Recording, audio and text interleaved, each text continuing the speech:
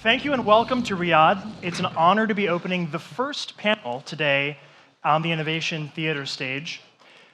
This is a very big event for logistics and for transportation, not just in this region, but across the world. I think there's a lot of interesting themes and trends we're going to be discussing at this conference, but this panel is about connected logistics and smart freight. And what I'd like to do is give you a little bit of my background, because what I'm doing now actually does not touch this, but it's what I used to do and what these two gentlemen do that will help teach us a little bit about this topic. My name's Prescott. I'm one of the co-founders and the chief commercial officer of Aerolane. So we are in the logistics space. Aerolane is a transformative company that's radically reducing the cost of air freight. And we do so through an innovative approach of using glider trailers, which allow existing planes to carry far more without having to burn that much more fuel. So what does this have to do with freight on the ground? Not necessarily a ton, but it's actually what I used to do that brought me up on stage here. So I spent a lot of my time over the last 10 years between Israel, India, and the United States investing in the future of freight and transportation. And the interesting promise that came out of this space was one of coordination. So ever since there have been vehicles, there's been traffic. Ever since there's been traffic, there's been congestion, and that drives us all crazy. And if anything can point to the concept of the tragedy of the commons, of a lack of coordination creating tons of headache, it's probably traffic. And in spite of how difficult it is for us to coordinate consumers to drive more intelligently, to leave at different times to reduce congestion, there's always been this glimmer of hope that the professionals can do it correctly. Fleets, whether that's a last mile fleet or an over-the-road trucking fleet, the idea is that fleets would be able to use information and make better decisions, smarter decisions, to reduce all of the externalities that come from transportation and to enhance the benefits of transportation, reduce traffic, reduce emissions, increase throughput, and it all hinges on the use of data. So today's panel is going to be all about this. We've got two very interesting and very experienced entrepreneurs who have a background in fleets, two very different backgrounds, I may add. So I'd like them to introduce themselves to give you all a little bit of an intro of their experience running fleets from, in Rich's case, ride-hail, and in Eyal's case, over-the-road trucking. Then we can jump into some of the interesting questions that we have for these two gentlemen. Rich, let's start with you. Thanks so much, Prescott. So delighted to be here today. I actually used to be at Google. I used to run the Chrome team there. I then moved on to ride-hailing, and I spent around 10 years getting people to take more taxi journeys, but use their actual cars less or not have to own a vehicle because they can use ride-hailing. Now, we've seen a tremendous change, obviously, from Uber through to all of the numerous apps that have come around, particularly Kareem, and then Bolt, which kind of started in Eastern Europe. Looking at how those fleets are managed, obviously they're not owned, they are driver-owned, and then they come onto the platform and they are utilized there. So you're seeing a much higher utilization of vehicles. The really exciting thing we see at the moment is obviously the autonomous vehicles that are coming around. And we've just been speaking about how autonomy is really going to shape the future. It makes it much safer because an autonomous vehicle is not a human who was going to make some bad decisions. Hopefully they're making good decisions to keep everyone safe. So my hope for the future is that we see road deaths really decrease. And then what I do now is I work in logistics. We run a technology business that looks at how we can make everything in the logistics channel from order ingest through to proof of delivery significantly more efficient. So less vehicles on the road, more on-time deliveries, and a much better experience for the customers. Thank you, Rich. Eyal, please. Yeah, thank you. Thank you. It's great to be here. Thank you for having us. So yeah, my background, I've been very lucky in my career. I've worked on a lot of really cutting-edge tech in the Bay Area in San Francisco. I spent the first 10 years of my career working on sustainability and electrification. I worked on the largest solar plant in the United States. We developed a motorcycle that broke land speed records, electric motorcycle. And then the last 10 years of my career I've spent working in autonomous trucking. And autonomous trucking is, that industry. Oh, sorry, one second. Get that back in there. I can get it for you. You got it? A multi-function host. Thank you. I'll get Great closer host. to you guys, actually. Yeah. So autonomous trucking, that 10 years ago, that was the infancy of that idea. So I worked on one of the first autonomous trucking companies. It was a company called Otto, later acquired by Uber. We actually managed to do the first driverless operation ever for an autonomous truck. We did 200 miles where we delivered beer in Colorado. And at the time, we thought, the autonomous trucking effort was right around the corner. It meant massive transformation for the fleets. And this was in 2016. So now we're in 2025, and we're still kind of commercializing this technology. And so I love freight. I've worked on logistics for a long time. It's a passion of mine. It's super exciting.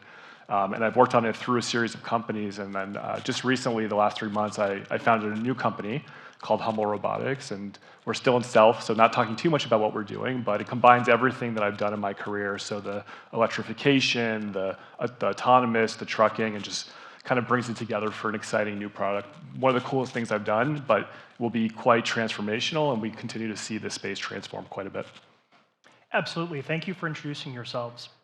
This topic is all about how do we use data to better organize the way that we move goods. How do we use data and use the connectivity we have to drivers and to vehicles to drive better outcomes in the transportation system? As things get more complex, the limitations of electric vehicles in a fleet, for example, or the introduction of a mixed fleet between autonomous and human drivers, as things get more complex, it feels like the need to coordinate things is increasing. And I'm sure both of you have looked at that from different lenses. Rich, I know you have a rich background in the ride-hail industry before starting Finmile. Maybe let's start with your experiences there. How did you see formalizing the taxi market and putting it online, digitizing it? How did you see that change the outcomes when it came to transportation efficiency? Yeah, so obviously when you're looking at efficiencies, you start, someone owns a car, 99% of the time that car is just sitting on the side of the road. So it's really looking, how do we make the whole experience more efficient? So it's actually taking a customer and thinking, okay, what are they doing on a daily basis? How do you make that entire journey more efficient? How do you potentially decrease the amount of traffic that you're having in a city? And the best way to actually reduce car ownership in cities is to reduce the parking, because there is no point in driving into a city if you can't park anywhere. You may as well get public transport, and there's an amazing new public transport system here that I think is about 12 months old right now. And so it's looking at, what are the use cases and how do you make everything in that cycle more efficient? But when it came to the actual job of connecting a driver into an ecosystem whereby the price that driver charges for a ride, the price a consumer sees, you can start to shape how things happen across a network. Where was maybe the first set of experiences you had in the ride-hail world where you saw that coordinating the dispatch of drivers, the pricing given to consumers could start changing the way people were moving in cities? Yeah, so obviously the first thing you want to make sure is that the driver is getting paid fairly. And so you don't want to say, you're taking all of their profit away. And so it's a mix, really, of looking at what is the supply and the demand at a particular time, and then looking to predict that supply and demand for the future, or maybe for next week. And obviously, in December in Europe, we see a lot more journeys than any other time. So it's taking a huge amount of data to try and look at how much demand is needed here.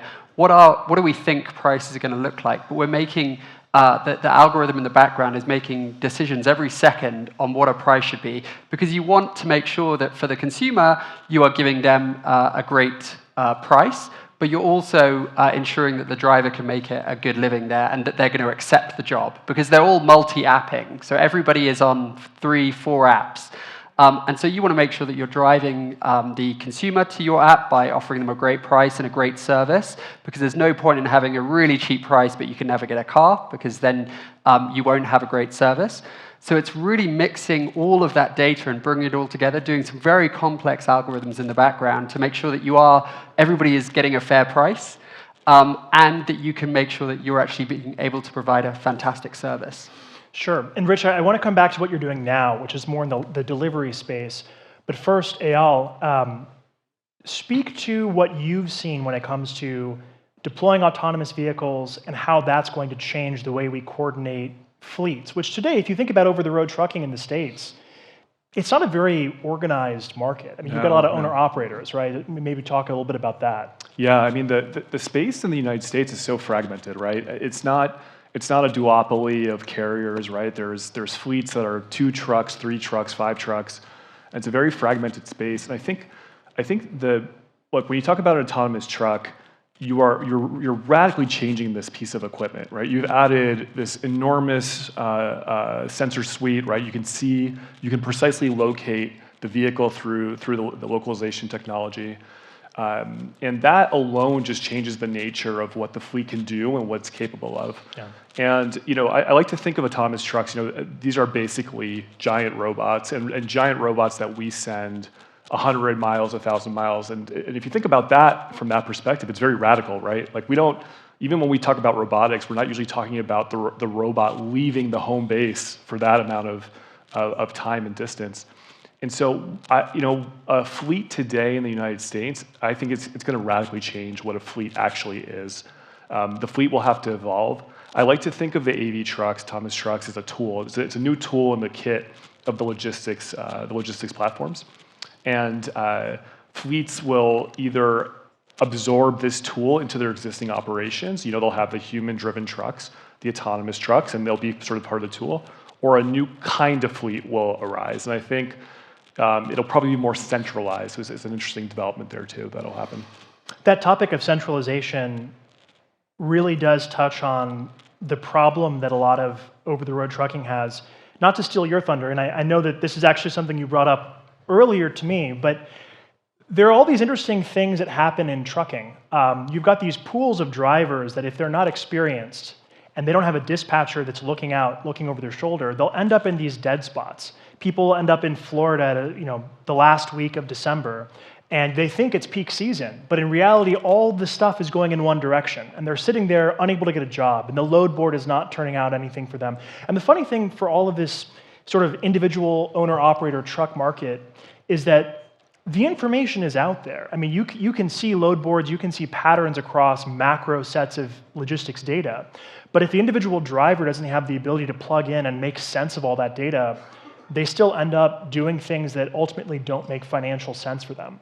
And so I think one of the promising areas is how do you actually better dispatch people, and that centralization theme could be really, really helpful there.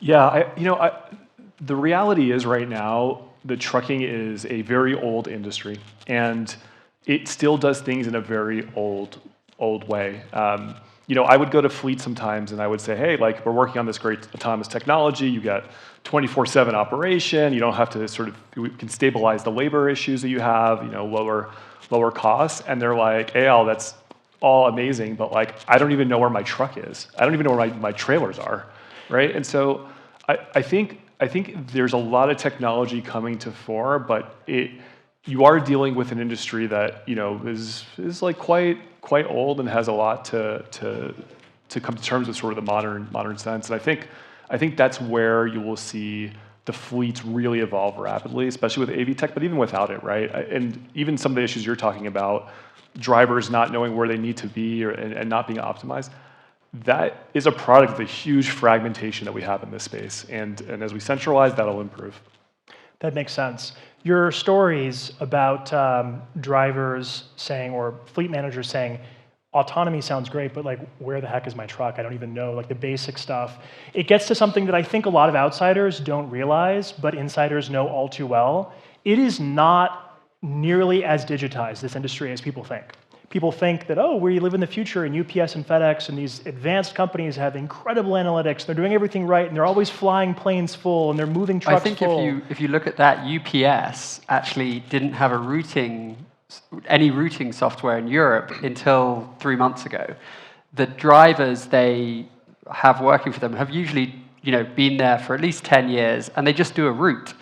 And even if they don't have a parcel at a particular stop, they stop there because that's what they do every other day. And it takes you 3 years to become a UPS driver. And UPS are living in the past. To sign an NDA with UPS takes 6 months.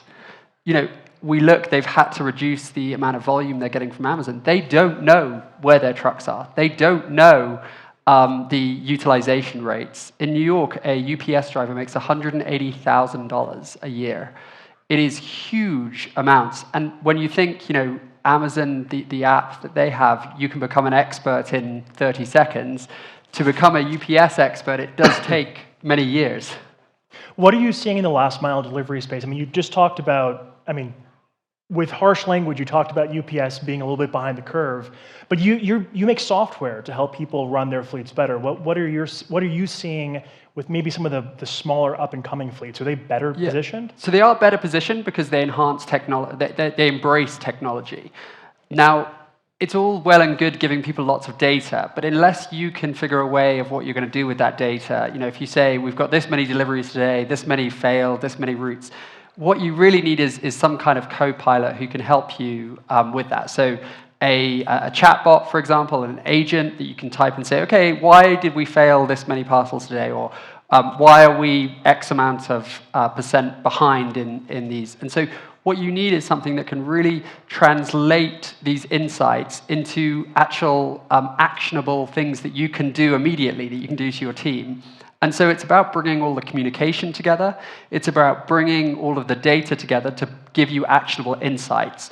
Data is super nice to look at, but unless you can actually do something, it's pretty pointless. And so what we do is we ingest all of this data. We look at, what we've learned from previous routes. We look at the particular time that we think we're going to be, a vehicle will be in an area, so that we know, we can predict what the traffic will be. We know that if it's going to rain, there's going to be more people on the road. So we look at those. We look at past experiences, and we bring that all in to coordinate a much better experience for the driver, but also for the end consumer, so that they're happier, so their parcel arrives on time. That sounds great, but as we just said, there's a huge gap between what is possible and what some fleets, maybe your customers, are doing versus what actually gets done day to day over most transportation. There's actually a very interesting case study that came out just a few days ago. UBS did a report on C.H. Robinson, one of the biggest trucking companies in the US, and it was fascinating. So one of their big businesses is less than truckload, so LTL. Very labor intensive, because LTL, you have to bundle a lot of small parcels, fill the truck, get it out. You have to send people to the sortation centers. You actually have to centralize. It requires a lot of coordination. And what C.H. Robinson found was that since 2019, their LTL volume has increased about 25%, or 30%. And their full-time employee headcount managing that LTL business has decreased by 30% as well. So the volume has increased, the full-time employees have decreased. And what they said in their investor day was that C.H. Robinson said this is all because of digitization and AI. You don't need as many people doing the freight dispatch, doing the coordination. And C.H. Robinson, at least, has been able to take advantage of this. And as let's call it a legacy business, it is starting to tell a story that I think the investors at Wall Street is starting to look at and saying, oh my gosh, is this sort of more of like an Uber story? For so many years, people have been averse to investing in touching asset-heavy carriers unless they're the big ones, the FedExes of the world and the UPSs of the world. But with adoption of digitization, this is my question for you two. What type of savings, what type of net outcome from a financial perspective can be driven from traditional legacy asset-heavy carriers? Not the software companies, not the Finmiles of the world that want to sell the software, but if you are actually a fleet manager, what do you think your business looks like when you fully adopt digitization and AV? I'm curious what your takes are. Yeah, well, think about what a C.H. Robinson does today and what they're able to bring to the market. They have this enormous network of shippers and carriers that they work with, right? They understand the entire national landscape, and they've been brokering loads for decades, right? And so that kind of intimate knowledge of the space is hugely important. And I think everybody's trying to make a digital transition, right? And C.H. Robinson, when I started working on trucking 10 years ago, was still a very much like fax your paper, kind of load board situation. But they see the same things that we all do, right? The digitization, the bringing on of these sort of like newer asset categories like autonomous trucks. And they're honestly very well positioned, given all their history in this space, to take advantage of it. So they actually have a real role to play, because a new entrant with a new autonomous truck doesn't know the entire ecosystem, right? And it's all about partnerships, and it's all about ecosystem and logistics. So you brought up a good point, which is there's a stratification here, right? So you've got the technology vendors. It's a bit judgmental, but to say at the top.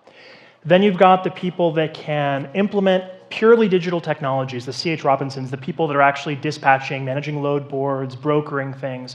But at the very bottom, you actually have the people that own the fleets, that employ the drivers, that run these things. Where are those benefits going to accrue to? Is it all just going to be the technology vendors at the top that capture this value? Is it going to be the brokers that capture this value? What's eventually going to flow down to the people that actually own and operate these fleets?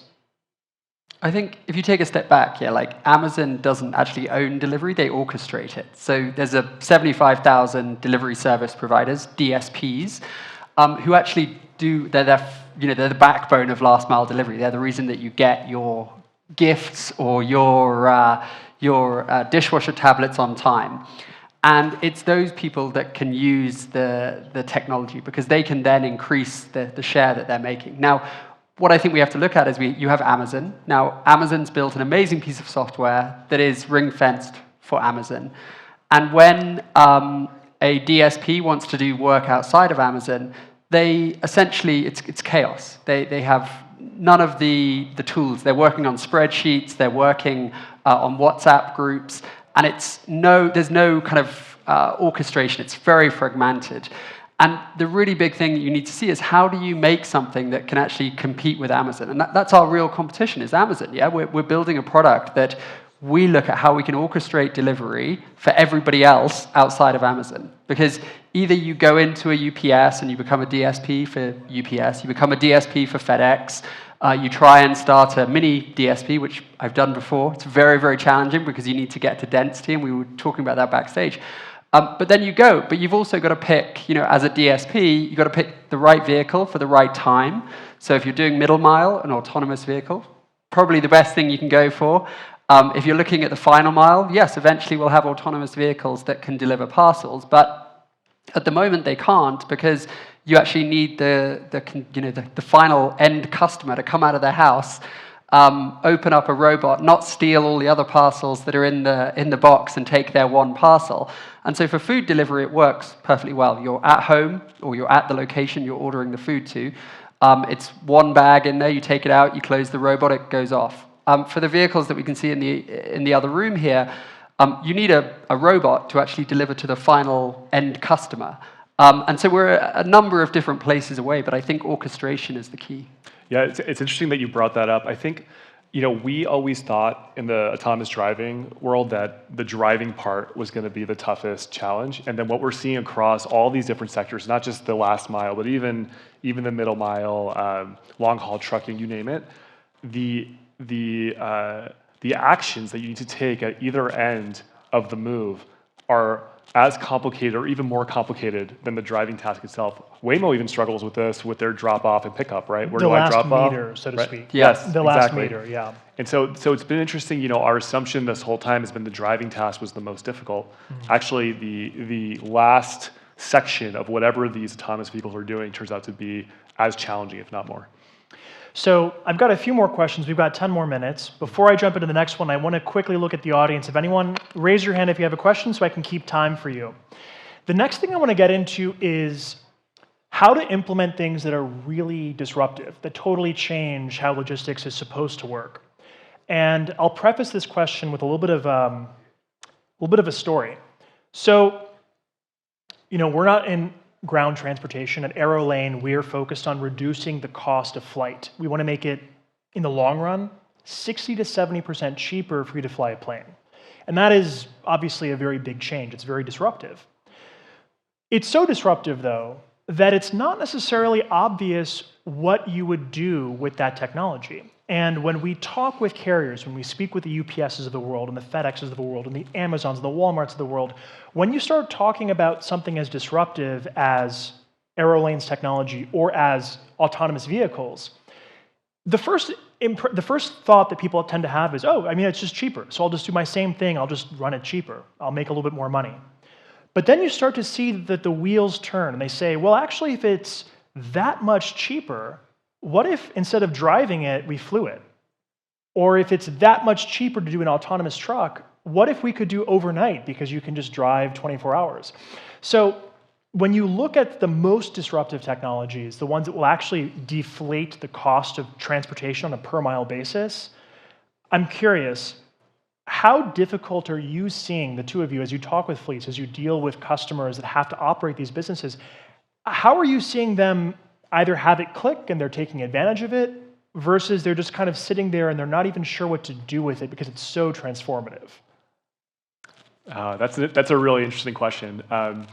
I actually think you've asked a question that I think is at the heart of a lot of the disruptive tech. One, in that the way that you think it will be deployed when you are at the outset is not how it actually gets deployed after you've developed the technology for many years, right?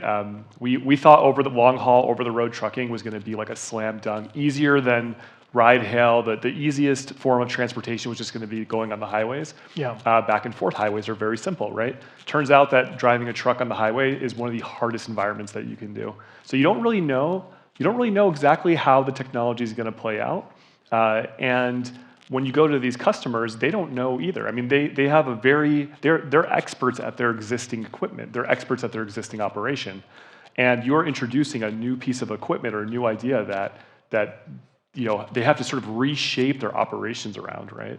And it takes a very forward-thinking company. Some of the fleets that we talk to, some of the shippers that we talk to are extremely forward-thinking in this area. And some say, hey, I'm happy with optimizing our existing operation. So it takes really finding the right partners who understand that you have to sort of explore with the new technology and explore to see how it's going to reshape the way that we do our existing freight today.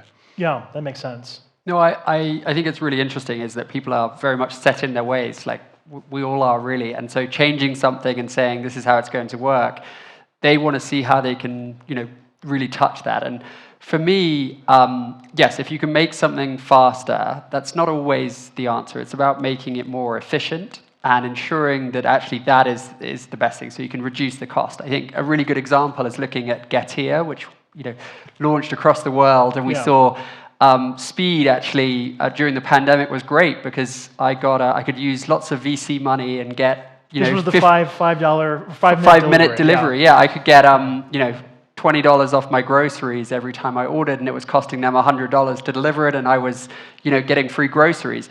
And they tried to reset consumer minds that we needed that, and we didn't. And speed really is dead. It's all about intelligence. So it's looking at fantastic innovations like this and thinking, how do we actually put that into a process, but it improves the process? We're not just doing this because it makes it 10 minutes faster. It's actually making it more efficient and changing the way that something will work. So on that topic, and I want to look across the audience again. Does anyone has questions? Please raise your hand. Okay, I see two questions. So let's shift gears and take questions from the audience.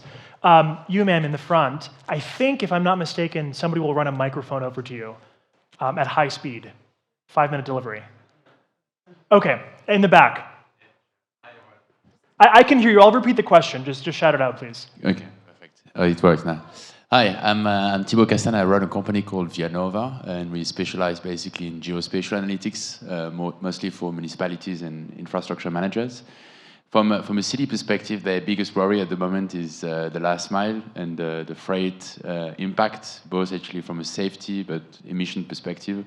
So it's often said that last mile delivery is responsible for 30 to 50% of carbon emission in the urban context. And so I have a question for the three of you, for the two of you, on how do you which sort of how do you take into account basically municipality or the city context and the new regulation in terms of optimizing the last mile part, especially regarding curb access, low emission zones, and all these new regulations and sort of political agenda that are coming in that space. Yeah. I mean, Rich, you're invested in a parking, So that's a brilliant question. So firstly, I think regulation. So I think if you can introduce taxes on large vehicles coming into cities, because what we should really be thinking is the majority of parcels, like 90% of them, are very, very small that are being delivered in cities, particularly e-commerce.